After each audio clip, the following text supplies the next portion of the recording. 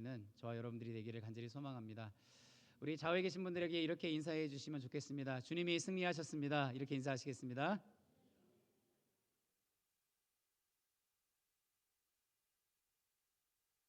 또 인사하시겠어요? 주님이 그 승리 우리에게도 주십니다.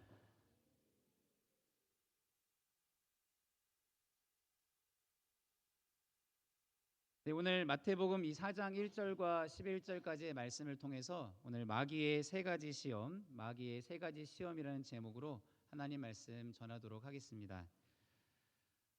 주일 예배 오전에는요, 교회를 주제로 말씀을 계속해서 전하고 있습니다. 저를 수많은 교회들 속에서 예수사랑교회 후임 목사로 보내신 교회의 머리 대신 주님의 뜻이 어디에 있는가를 늘 조심스럽게 살펴보고 싶었고, 또 그런 목회자가 되기를 원했기 때문입니다. 또 그러한 교회가 또 되기를 바라는 마음이 있습니다. 에베소서 1장 22절 말씀입니다. 또 만물을 그의 발 아래에 복종하게 하시고 그를 만물 위에 교회의 머리로 삼으셨느니라. 할렐루야. 우리 교회의 머리는 우리 예수 그리스도이십니다. 그 주님이 승리하셨고요, 그 승리를 우리에게도 하나님 주실 줄 믿습니다. 우리 예수사랑교회의 머리 되신 예수님을 우리 가장 사랑하는 우리 교회 되기를 간절히 소망하고요, 또 예수님의 사랑을 가장 많이 받는 교회, 또 예수님의 사랑을 가장 많이 나누어주는 우리 예수사랑교회가 되기를 간절히 소망합니다. 근데 사실 여러분, 이러한 마음이 우리 예수사랑교회만 있을까요? 보통 교회들은 다 누구보다 예수님을 가장 많이 사랑하고 예수님의 사랑을 가장 많이 받고 예수님의 사랑을 가장 많이 나눠주는 교회가 되기를 원할 겁니다. 그래서 각자 교회마다 최선을 다해서 기도하고 말씀을 보고 또 봉사와 또 구제를 하면서 나아갈 것입니다. 하지만 안타깝게도 사람이 모인 곳이다 보니 교회마다 문제가 발생하기도 때로는 합니다. 왜 그럴까요? 왜 그럴까? 그것은 마귀의 역사 때문에 그렇습니다. 제 이야기가 아니고 이 불편한 진실에 대한 증거가 바로 오늘 예수님께서 당하신 이 세 번의 시험을 통한 교훈입니다. 하나님의 아들이자 메시아이신 예수님께서 요한에게 세례를 받으시고 난 후에 공생애를 시작하시기 전에 사탄에게 시험을 받기 위해 성령에게 이끌려, 누구에게요? 성령에게 이끌려 구약의 이스라엘처럼 광야로 나가시는 모습을 우리가 보게 되었습니다. 그러나 안타깝게도 이스라엘 백성들은 여러 번 이러한 시험에 실패해 왔습니다. 하지만 예수님께서는 실패하지 않으셨고요, 오늘 우리가 함께 읽었던 것처럼 놀랍게 강력하게 조금의 흐트러짐도 없이 승리하셨습니다. 이러한 승리가 우리 예수사랑교회와도 함께함을 믿습니다. 저는 우리 예수사랑교회 모든 성도님들이 이 예수님처럼 마귀와의 전쟁을, 이 영적인 전쟁에서 피하거나 두려워하기보다 담대히 예수님의 이름으로 맞서 승리할 수 있는 우리 모든 성도님들 되시기를 주님의 이름으로 축복합니다. 마귀와 싸워 승리하는 저와 여러분들이 되길 원하는 것이죠. 승리하신 주님이 함께 하시기 때문입니다. 이처럼 마태가 사용하고 있는 이 예수님을 통한 이 모형론은 예수님의 삶과 가르침을 다양한 방법으로 제시하는 바 마태복음의 신학적인 확신이기도 합니다.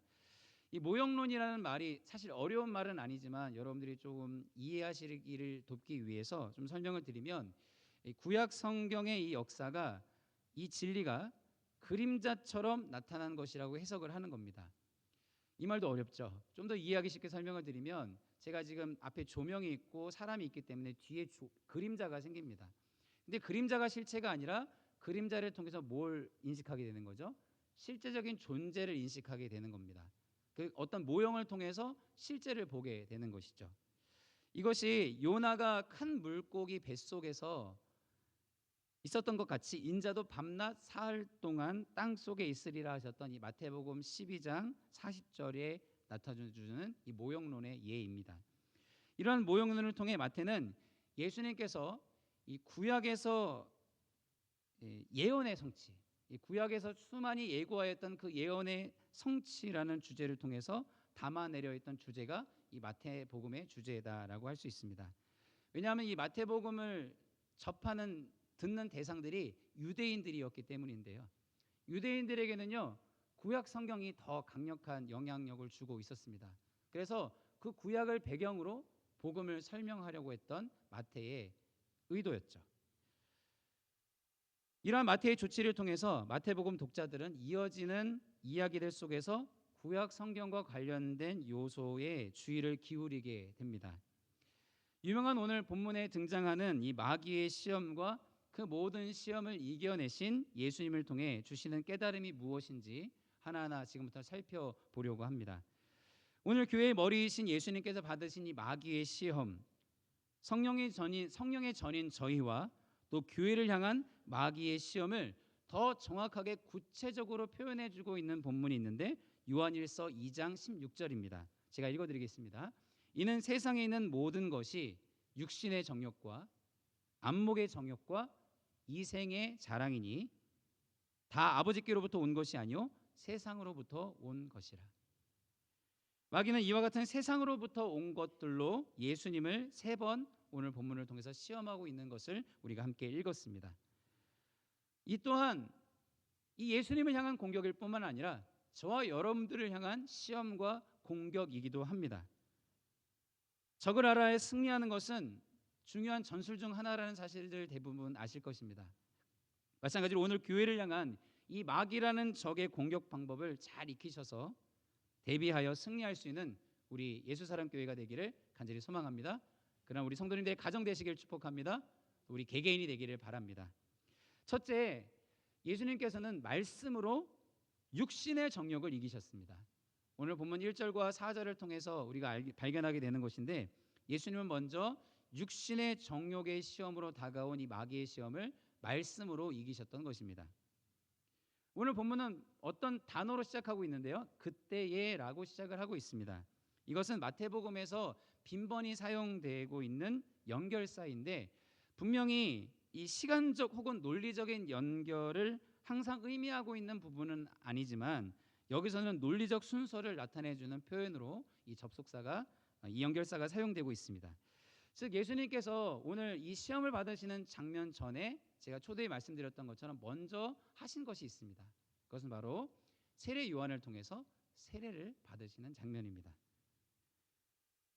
마태는 예수님께서 세례를 받으실 때 공적으로 선포된 그분의 신분, 즉 하나님의 아들, 또 그분의 사명, 예수님이 그 십자가의 이 놀라운 구원의 사건들을 통하여 저와 여러분들을 구원하실 이 구원주로서의 사명을 잘 보여주고 있습니다.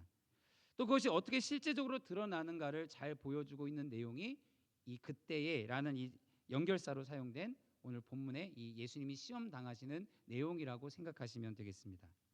마귀가 먼저 예수님께 찾아온 것도 아니고요, 예수님께서 먼저 찾아가신 것도 아닌 누구예요? 성령에 의해 이끌러 가신 것은 저와 여러분들에게 많은 도전을 줍니다.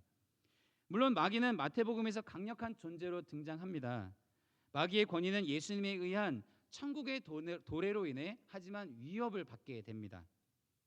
이에 마귀는 참 하나님이셨을 뿐만 아니라 참 인간, 우리와 같은 똑같은 인간이셨던 이 예수님을 넘어뜨릴 수 있는 어찌 보면 처음이자 마지막일 수 있는 이 기회를 절대 놓칠 리가 없었습니다. 육신적으로 극히 약한 상태이셨던 예수님을 육신의 정욕으로 그래서 마귀는 유혹하기 시작합니다. 예수님은 어떤 상태이셨습니까? 40일간 금식 기도를 하셔서 심히 배가 고프신 상태였습니다. 광야에서 지내신 예수님께서 가장 원초적으로 원하셨을 만한 이 배고픔을 해결할 음식의 문제를 가지고 사단은 먼저 예수님께 찾아온 것이었습니다. 이에 마귀는 하나님의 아들이 배고픔을 느낄 필요가 없다라면서 부추기기 시작합니다. 너 하나님의 아들이라며 왜 배고픈 대로 있어? 광야에 뭐가 널려 있습니까? 돌들이 널려 있거든요. 그 돌들을 명해서 떡이 되라고 하면 될 거 아니야 라고 시험하기 시작합니다. 여러분, 사실 예수님은 이 육체적인 필요를 채울 수 있는 능력이 있으신 분이시죠. 아니, 더 놀라운 기적도 행할 수 있는 분이셨습니다. 그러나 예수님께서는 이 광야에서 지천으로 널린 돌들을 떡으로 만들 수 있는 능력을 당연히 가지고 계셨지만 기적을 행하는 능력 대신 하나님의 말씀에 철저히 순종하는 모습으로서 자신이 하나님의 아들이심을 증명하기 시작하십니다. 여러분, 기적을 행하는 것 자체가 문제는 아닙니다. 기적을 통해서 예수님이 하나님의 아들 되심을 그 이후에도 많이 나타내셨거든요. 그러니까 기적을 나타내는 것이 문제가 되는 것이 아니고요. 그 기적의 결과가 아버지와 아들이신 이 예수님과의 관계에 미치는 영향과 그 결과가 문제이기 때문에 충분히 하실 수 있지만 안 하신 겁니다. 예수님의 이 배고픔은요, 우리가 아는 유명한 말씀이죠. 신명기 8장 3절의 교훈을 예수님께서 모형적으로 몸소 보여주시기 위해 계획된 것이었는데요. 신명기 8장 3절을 읽어드리겠습니다. 너를 낮추시며 너를 줄이게 하시며 또 너도 알지 못하며 내 조상들도 알지 못하던 만나를 내게 먹이신 것은 사람이 떡으로만 사는 것이 아니요 여호와의 입에서 나오는 모든 말씀으로 사는 줄을 내가 알게 하려 하심이니라. 그럼 주의해서 들어주십시오. 사람에게 떡이 필요하지 않다라는 말씀이 아니죠. 떡으로만 살 것이 아니라 말씀으로 살아가는 저와 여러분들이어야 된다. 그것이 하나님의 자녀된 삶이다라고 가르쳐 주시는 것입니다. 또한 여러분, 그냥 하나 말씀, 즉 우리가 자주 대하는 말씀들, 그래서 때로는 어떤 분이 그렇게 추천하시기도 하더라고요. 말씀을 내가 평소에 안 읽어보던 말씀을 좀 더 찾아보면 하나님의 뜻을 더 명확하게 알 수 있을 거라고 조언해 준 분도 있을 만큼 우리는 유독 구약 성경보다는 신약 성경을, 신약 성경 중에는 이야기로 우리에게 더 다가오기 쉬운 내용들을 더 많이 접하고 읽게 되어 있습니다. 그러나 주님은 분명 말씀하셨습니다. 사람이 떡으로만 사는 게 아니라 하나의 말씀, 내가 좋아하는 말씀, 그게 나에게 도움이 되었던 말씀이 아니라 모든 말씀으로 사는 줄을 내가 알게 하려 하셨다. 이처럼 하나님의 아들이셨지만 예수님께서는 굶주림에도 불구하고 예수님을 믿고 따르는 저와 여러분들이 하나님의 뜻을, 떡도 중요하지만 하나님의 뜻을 따라야 함을 몸소 모범적으로 바른 모형이 되어 주셨던 것입니다. 예수님께서는요, 하나님의 아들로서 아버지의 뜻에 순종하기 위해서라면 이 배고픔뿐 아니라 어떤 고통이라도 감수할 메시아의 사명을 완수하셔야만 했습니다. 왜 그렇죠? 저와 여러분들을 구원하고자 하시는 하나님의 구원 계획을 이루시는 길이 이 예수님이 우리를 위하여 오셔서 죽으시고 다시 사는 길 외에는 없었기 때문입니다. 그러한 아버지 구원 계획을 이루기 위해서 어떤 전제적인 조건이 필요했는데요. 히브리서 4장의 말씀처럼 예수님께서 우리 모두의 대제사장이 되시기 위해서 예수님께서는 하나님의 말씀을 어기는 즉 죄가 없으셔야 했습니다. 죄가 없으셔야 우리를 위한 대제사장이 될 수 있으셨고, 그 대제사장이신 예수님으로 말미암아 다시는 하나님 앞에 어떤 제사로 나아갈 필요 없는 영원히 단번에 들이신 그 예수 그리스도의 어린 양의 피로 말미암아 저와 여러분들은 이렇게 함께 담대함으로 하나님을 아바 아버지라 부르며 예배할 수 있는 줄로 믿으시기를 바랍니다. 이 귀한 축복이 하나님 예수 그리스도의 이 공생의 기간 가운데 그 시작을 알리는 이 시험의 장면에서 예수님이 그토록 이 첫 번째 시험을 이 배고픔 가운데서도 충분히 하실 수 있지만 그 돌들을 떡으로 만들지 아니하시고 끝까지 하나님 말씀을 모델로서 보여주신 예수님의 삶의 이유였습니다. 이렇게 처절할 만큼 하나님께서는요, 저와 여러분들을 사랑하십니다. 구약의 이스라엘은 광야에서 배고픔 때문에 순종하는 일에 지속적으로 실패했음을 우리는 구약을 통해서 살펴보았습니다. 하나님의 아들이자 진정한 이스라엘인 예수님은 아버지 하나님의 계획에 철저히 그러나 순종하시는 모습을 우리에게 보여주십니다. 반면 저와 여러분들은 어떻죠? 저와 여러분들은 이런 능력이 있습니까? 정말 사단이 오늘 우리에게 가장 무엇이 필요한지 너무나 잘 알거든요. 영물이에요. 우리에게 가장 필요한 시험으로 사단이 우리를 정말 작정하고 넘어뜨리려 할 때 속아 넘어가지 않을 사람이 있을까요? 여러분, 뭐 요즘에도 계속 이제 핸드폰을 통해서 요즘 무섭더라고요. 핸드폰에 진짜 딸의 얼굴이 나오는 거예요. 가족의 모습이 나오는 거예요. 그래서 그러한 일들로 인해 협박을 받아서 나도 모르게 통장에 돈을 넣고 있는 이런 사기를 당할 경우가 있습니다. 여러분, 근데 이런 시험에 우리가 넘어가는 이유가 뭘까요? 굉장히 답은 단순한데요. 속이기 때문입니다.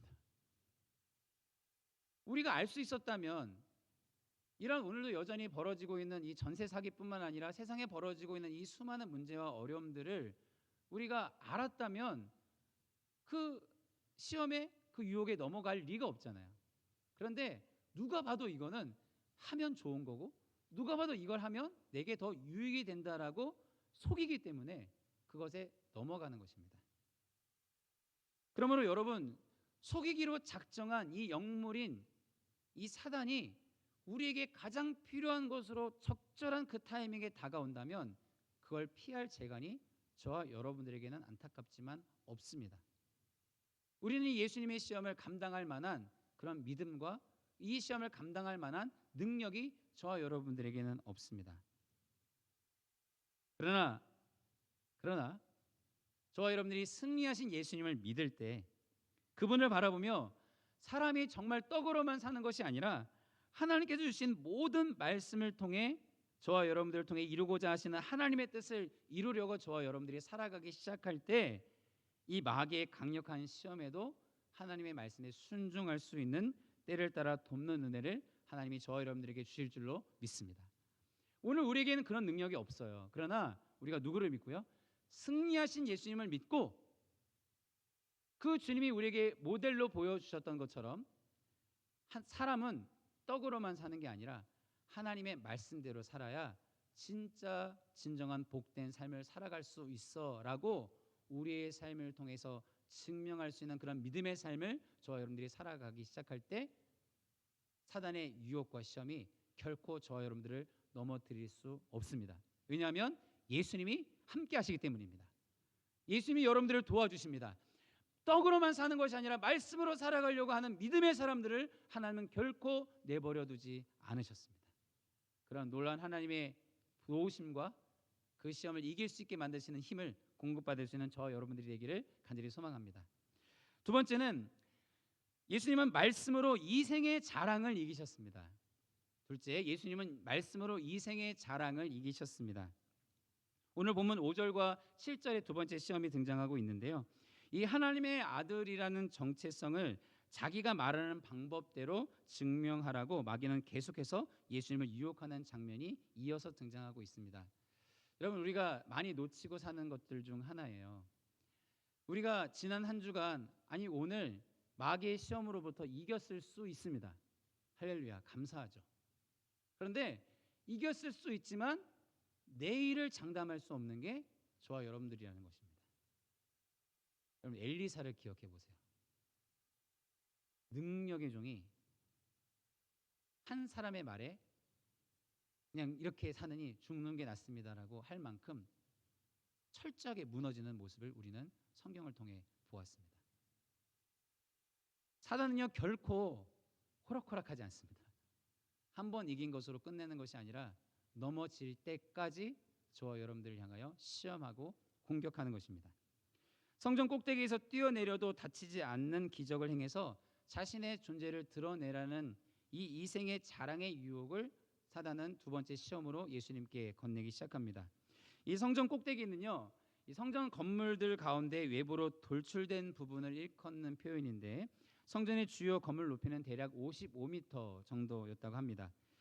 이 두 번째 시험도 초점은 역시 예수님과 이 하나님과의 이 하나님 성부 하나님과 이 성자 하나님이신 이 아버지와 아들의 관계에 있었습니다. 이 하나님의 이 아들이신 예수 그리스도, 이 진정한 이스라엘이신 예수님은 분명 시편 91편 오늘 본문에는 기록되어져 있죠. 약속된 천사들의 보호를 요구하실 수 있었습니다. 오늘 본문을 보시면 그가 너희를 위하여 그의 천사들을 명령하사 내 모든 길에서 너를 지키게 하심이라. 그들이 그들의 손으로 너를 붙들어 발이 돌에 부딪히지 아니하게 하리로다. 여러분, 그렇다면 약속된 이 천사들의 보호를 요구하고서 정말 예수님이 만약 뛰어내리셨다면 어떻게 되었을까요? 이러한 행위는 마치 이스라엘이 마사의 광야에서 여호와께서 우리 중에 계신가 안 계신가라고 하나님을 시험했던 것과 같습니다. 그때 이 사단의 말을 통하여 예수님이 뛰어내리셨다면 하나님을 시험하는 꼴이 되고 말았을 것입니다. 하나님을 시험하며 예수님 자신을 모든 사람들 앞에 주목받게 하시고 또 높임 받을 수 있게 하는 이 이생의 자랑을 이용한 이번 시험은 앞에 첫 번째 가장 필요하고 중요한 것을 다가왔던 시험보다 더 교묘하고 강력한 것이었습니다. 왜냐하면 앞선 시험을 예수님께서 무엇으로 이겨내셨다고 그러셨죠? 말씀으로 이겨내셨잖아요. 그 말씀으로 이겨내시자 이번에는 마귀가 먼저 말씀을 통해 그 말씀을 인용하며 하나님의 말씀으로 예수님을 시험한 두 번째 시험이기 때문에 그렇습니다. 이러한 고도의 수법은 지금도 여전히 저와 여러분들에게 함께하고 있습니다. 혹시 골프를 좋아하시는 분들이 있다면 양해해 주시고 들어주시길 바랍니다. 주일에 골프 치러 가시는 분들의 핑계가 되는 말씀이 있다고 합니다. 시편인데요. 그가 나를 푸른 풀밭에 누이시며 쉴 만한 물가로 인도하시는도다. 감사하게도 참 우리 담임 목사님께서 얼마나 말씀의 교육, 예배 교육을 잘 시키셨는지 주무시는 분이 단 한 분도 없어요. 주무시는 분들이 계시다면 그분들이 늘 붙잡는 암송 요절이 또 시편에 있는데요. 여호와께서 그의 사랑하시는 자에게 잠을 주시는도다. 그럼 마귀는요 얼마든지 말씀을 가지고 저와 여러분들을 넘어뜨릴 수 있는 존재입니다. 우리가 말씀으로 깨어 있지 않으면요 말씀을 가지고 치고 들어오니까 우리도 넘어지는 거예요. 여러분 혹시 경험해 보셨는지 모르겠지만 경험이 없으셔야 당연한 건데요. 경험하신 분들의 얘기를 들어보면요, 여러분 신천지 아시죠? 신천지가 포교를 할 때 어떻게 하시는지 아세요? 성경으로 합니다. 자, 하나님이 뭐라고 말씀하시는지 볼까요? 자, 성경에는 그러니까 우리 믿는 사람들이 이겨낼 방법이 없어요. 말씀을 요리조리 잘라서 꼭 필요한 말씀으로 치고 들어오니까 말씀이 가장 큰 권위라고 믿는, 그래서 신천지가 우리에게 믿는 사람들에게 먼저 물어본대요. 하나님의 말씀이 정확무원 하나님의 말씀을 믿으시냐고. 우리가 질문해야 될 질문을 그들이 해요. 여러분 말씀으로도 사단은 우리를 넘어뜨릴 계획과 충분한 능력이 있는 존재입니다. 그런 그 마귀를 향해 예수님께서는 주 너의 하나님을 시험하지 말라 하였느니라. 하나님은 정말, 예수님은 정말 중심을 보시는 분이에요. 마귀가 뛰어내리라고 했던 그 정확한 이유를 예수님은 간파하신 거예요. 너 하나님의 아들이야? 한번 시험해봐. 너를 하나님이 어떻게 해주시나 한번 증명해봐. 보여줘봐. 네가 하나님의 아들인 걸 다 믿게 될 거야 라고 시험한 것이죠. 하나님의 말씀을 교묘히 이용하는 사탄을 꾸짖으면서 두 번째 시험도 역시 예수님은 말씀으로 이기십니다. 예수님은 아버지 하나님과 완전한 신뢰의 관계를 맺고 계셨습니다. 이처럼 하나님의 아들은 어떤 일로도 하나님 아버지를 시험할 필요가 없는 온전한 신뢰 관계 속에서 살아가야 했습니다. 여러분 정말 죄송하지만 이 첫 번째 시험의 결과에 대해서 여러분 이 첫 번째 시험 오늘 우리에게 정말 가장 필요하고 가장 지금 내게 중요한 것을 가지고 오는 시험을 우리는 이길 수 없다라고 말씀을 드렸는데요. 이 두 번째 시험도 여러분 이기실 자신이 있으십니까? 여러분 죄송하지만 말씀을 가지고 공격하니까 웬만큼 신앙생활을 해와도 넘어질 수가 있더라는 것이죠. 하나님을 시험할 필요가 없는 철저한 신뢰를 쌓아가야 되는데요. 이러한 신뢰는 그저 생기는 것이 아닙니다. 예수님처럼 말씀을 옳게 반복적으로 분별할 때 가능한 것입니다. 로마서 12장 2절 말씀처럼 이 세대를 본받지 말고 이 세대를 본받지 말고 오직 마음을 새롭게 함으로 변화를 받아 하나님의 선하시고 기뻐하시고 온전한 뜻이 무엇인지 분별하도록 하라라고 말씀을 하셨습니다. 그럴 때 승리하신 주님께서 이 생애의 자랑을 이길 수 있는 힘을 때를 따라 돕는 은혜로 저와 여러분들에게 주시는 것입니다. 여러분 그러므로 혹시 여러분들에게 부탁을 드리겠습니다. 성경을 읽으실 때 최소 오늘 내가 읽는 본문이 출애굽기 5장이라고 가정을 해볼게요. 최소 4장과 6장 정도는 읽어주시기를 바랍니다. 혹시 가능하시다면 내가 창세기를 본다면 전체를 읽고 세밀하게 보는 연습도 해주셨으면 좋겠습니다. 왜냐하면 다시 말씀드렸다시피 이단은 말씀을 가지고 공격하는데요, 조각조각 필요한 말씀을 가지고 공격하니까 그 시험에 넘어가는 거예요. 그런데 말씀을 알면 이단 교주가, 그들에게는 이단 교주고 예수님이실진 몰라도 우리에겐 아니잖아요.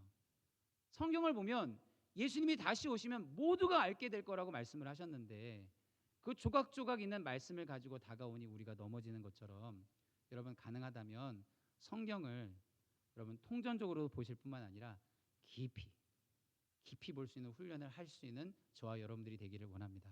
그래야 우리가 분별할 수가 있는 거죠. 그 분별을 통해서 하나님과의 신뢰가 더 갈수록 깊어집니다. 그래서 어떠한 시험이 와도, 특별히 이생의 자랑으로 우리를 유혹하려 한다 할지라도 우리는 넘어가지 않을 수 있게 되는 겁니다. 마지막 세 번째입니다. 예수님은 말씀으로 안목의 정욕을 이기셨습니다. 안목의 정욕.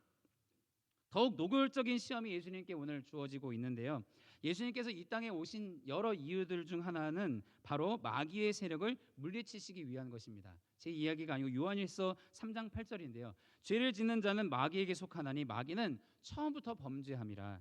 하나님의 아들이 나타나신 것은 마귀의 일을 멸하려 하심이라. 그러므로 마귀와 타협함으로써 이 싸움을 피하기만 하는 것은 하나님 아버지에 대한 충성심을 버리는 것이 되는 것이 됩니다.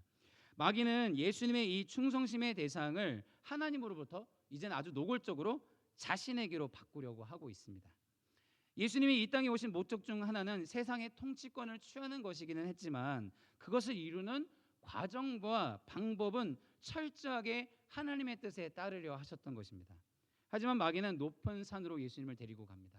그래서 환상 중에 천하 만국과 그 영광을 보여준 후에 자기에게 엎드려 경배하면 그 대가로 지금 보고 있는 모든 것을 주겠다라고 제안합니다. 성경의 위대한 인물들을 넘어뜨린 이 안목의 정욕을 예수님께 여전히 마귀는 이용하고 있는 것입니다. 마귀는 사람이 보는 것에 약하다라는 것을 너무 잘 알고 있습니다. 성경의 위대한 인물들은 눈에 보이는 것에 약하다라는 것을 증명해냈는데요, 그래서 그 보이는 것에 시험들어 실패했습니다. 우리가 아는 롯, 삼손, 또 하나님의 마음에 합한 자라고 인정받았던 다윗, 그 모든 사람들이 그 안목의 정욕에 넘어가고 맙니다. 최초의 인류 하와 역시 보암직한 그 열매를 따 먹음으로 하나님의 명령을 어기게 됩니다. 마귀는 이처럼 세상의 많은 볼거리들을 이용해서 사람을 결국에는 그것을 보는 것을 통해 누구를 경배하게 한다고요? 마귀를 경배하게 합니다. 그래서 여러분, 오늘날 문화라는 이름의 덫이 있습니다. 요즘은 기술들이 좋아져서 얼마든지 AI로 바꿀 수 있어요. 진리를 거짓으로 바꾸고 거짓을 진리로 바꾸는 게 충분히 가능한 세상이 됐습니다. 없던 걸 만드니까요.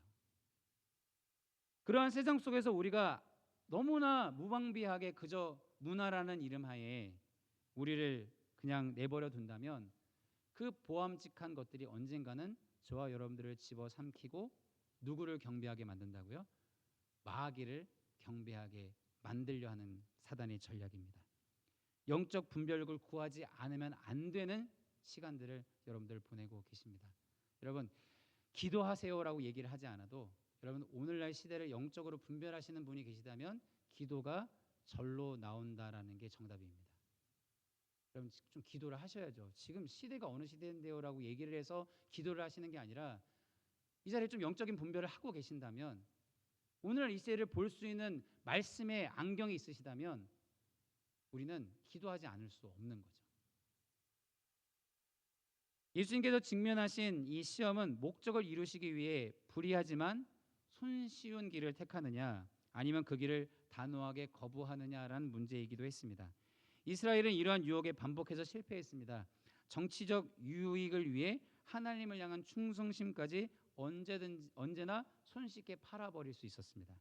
심지어 약속의 땅에 가서도 그들은 달라지지 않는 모습을 보여줍니다. 그러나 예수님께서는 이번에도 조금의 망설임도 없이 단호하게 흔들림 없이 하나님의 말씀으로 이 마지막 시험까지도 이겨내십니다. 그러나 예수님께서 그래서 이렇게 말씀을 하십니다. 주 너의 하나님께 경배하고 다만 그를 섬기라. 이러한 선포를 통해서 경배의 대상은 오직 하나님 한 분뿐이심을, 이 땅에 썩어지고 영원하지 않는 것들이 아니라 영원한 하나님 한 분만이 우리가 경배하고 섬겨야 할 분임을 선언하고 계십니다. 보이는 것에 현혹되어 자신도 모르는 사이에 저와 여러분들이 혹시 세상을 섬기고 있지 않는가 모르겠습니다. 여러분, 과거에 비해 얼마나 요즘 세상이 편해졌습니까? 요즘 혹시 얼음 깨서 세탁하시는 분 계십니까? 없어요. 체제도 좋아졌고 기계들도 좋아졌고 얼마든지 편한 세상 속에서 살아가고 있습니다. 그러나 더 스트레스로 인한 우울증과 이 자살 충동은 이 발달된 시대에도 여전합니다. 왜 그런지 아세요? SNS를 보면 모두가 다 자랑을 합니다. 모두가 다 좋은 곳에 여행 가 있고, 모두가 다 좋은 집에서 살고, 모두가 다 맛있는 것을 먹고 자신을 피하랍니다. 힘든 건 잘 보여주지 않아요. 그러다 보니까 모르면 몰랐는데 눈이 뜨이는 겁니다. 아, 이런 세상도 있구나. 난 대체 지금 왜 이렇게 사는 거야? 왜 이 모양이야? 왜 난 이래? 오해하지 말고 들어주십시오. 좀 부끄러운 저의 고백인데, 이제 아이가 점점 크는 거예요. 뛰어노는 공간이 점점 집이 좁아지면서 아이들이 그 뛰어놀 공간들이 없는 거죠. 그런데 그런 이들을 보면서 제가 좀 마음속에, 아니 좀 우리 아이들이 마음껏 뛸 수 있는 공간이면 좋지 않을까. 그래서 우리 아이들이 교회 오면 참 좋아했습니다. 교회는 막힌 데가 없거든요. 열심히 뛰어도 걸리는 데가 없어요. 아이들이 얼마나 좋아하는지 모릅니다. 그런데 그런 상황 속에서 생각해 보니까 하나님께서 점점 저에게 좋은 환경으로 인도해 주신 거였었는데, 저도 모르게 목회자들은 좋은 집들을 신방할 계기가 가끔씩 있지 않습니까? 그게 문제였어요. 좋은 집을 보니까 우리의 집은 좁아 보이고 충분히 전에보다 더 좋아졌는데도 불구하고 나는 오늘을 불평하고 살더라는 겁니다. 다행이네요. 표정이 저만 그런 것 같습니다. 여러분, 세상의 공격이 참 교묘합니다. 보이는 것으로 하나님만 경배하기보다 더 덜을 추구하면서 만족 없는, 감사 없는 삶으로 우리를 자꾸만 넘어뜨리려 합니다. 계속적인 공격을 퍼붓는 마귀 앞에, 그러나 예수님께서 끝까지 말씀으로 승리하셨던 것처럼 우리는 늘 깨어 있어야 한다라는 것을 몸소 가르쳐 주셨던 이 예수님의 이 시험의 장면을 우리가 오늘 주일 잘 기억하고 한 주간 살아갈 때 말씀으로 오직 하나님만 경배하고 섬기며 승리할 수 있는 저와 여러분들이 되기를 간절히 소망합니다. 여러분, 시험이 모두 끝나자 마귀는요 예수님을 떠납니다. 이제 천사들이 나와 수종드는 장면이 나옵니다. 뭘 알게 됩니까? 사랑하는 성도 여러분, 저희는 천사들의 도움을 구할 필요가 없습니다.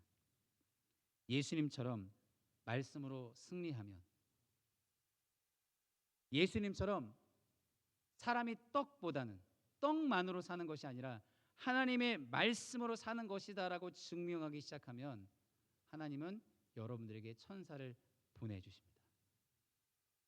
주세요가 아니라 우리가 하나님을, 그 승리하신 예수님을 믿고 그 예수님이 걸어가신 그 말씀을 이루고자 하셨던 그 말씀을 이루고자, 내 뜻, 내 계획이 아니라 하나님 말씀이 무엇인지, 하나님이 나에게 어떠한 삶을 살기 원하시는지 그 말씀대로 살아가며 하나님과의 신뢰의 관계를 더 깊이 흔들림 없이 이어가셨던 예수님을 통해 승리하셨던 그 주님의 모습을 우리가 따라갈 때 예수님 앞에 마귀가 떠나가고, 할렐루야.